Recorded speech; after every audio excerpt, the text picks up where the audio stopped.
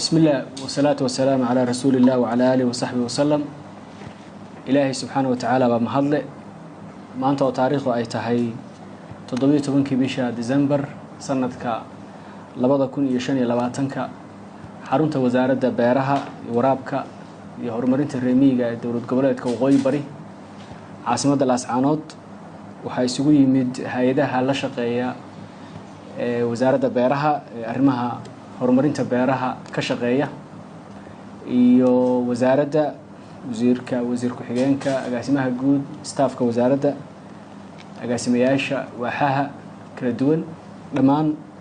kulankan ujeedadiisu waxa weeye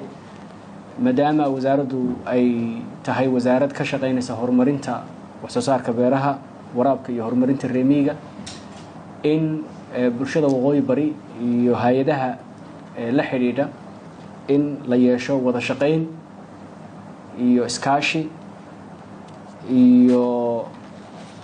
xog waran in la iswaraysto meelaha ay marayaan arrimaha ay hay'aduhu gacanta ku hayaan ee la xiriira wasaaradda beeraha iyo siyaasadda horumarinta beeraha waraabka iyo horumarinta reemiga ee wasaaradda beeraha marka kulankan waa wada shaqeyn collaboration iyo coordination dhammaan partnerska wasaaradda beeraha bahwadaagta la ayaanu halkan isugu yeedhnay runtii si gobonimo ah ayay hay'aduhu uga soo qayb galeen ayna u ajiibeen casuumadayadii waxay contribute gareeyeen activitieska ay wadaan iyo kuwa u qorshaysan ay maaragtay kala qayb galayaan runtii kulankan si gobonimo ah ayuu wanaaga ayuu ku soo dhamaaday oo ku faraxsanahay ka wasaarad ahaan inaan xarun u noqono horumarinta beeraha dowlad goboleedka waqooyi bari ee hay'adaha inta joogtana waxaan ka codsanaynaa wada shaqeyn waarta oo ku dhisan aqoon iyo xirfad inta kalena waxaan rajaynaynaa in sidaas oo kale aan u wada shaqeyno insha Allah taala dhammaan institutionska meeshan jooga hay'ado international iyo kuwa local NGOs ah iyo jaamacaddii Nugaal University oo bahda cilmiga matalaysa gaar ahaan kulliyadda beeraha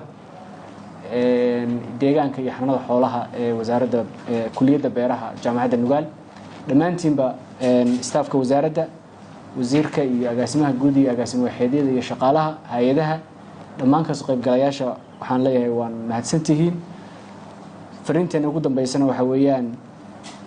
bulsho beeraley ah dal barwaaqo ah iskaashi wada shaqeyn iyo horumar ayaa inoo balan insha Allah taala bahadeen waa beeraley